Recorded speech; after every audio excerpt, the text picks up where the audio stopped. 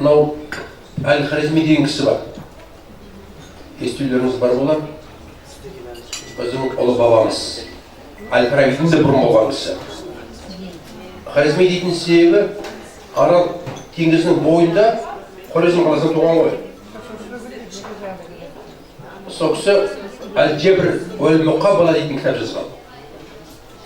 Онда Әл-Жебір деген сөздің мағынасы қисайғанда жүт деген сөз. Сынған орны келді деген сөз. Алгебра болып кеткен ғой. Бәрі тәртіп келді деген сөз. Неге тәртіп келді дейді? Себеп Әл-Хорезми теріс санды мойындамаған. Теріс сан деген жоқ.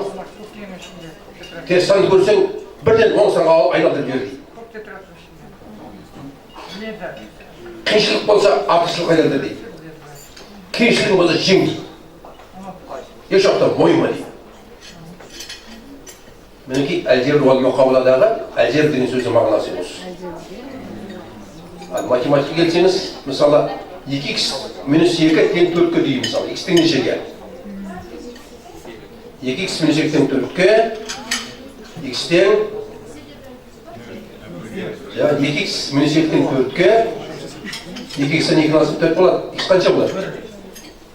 Ол үшін минус 2-ні оң жаққа жібереміз.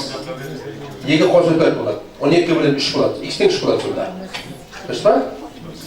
Осы әдіс Әл-Жебір деген осы.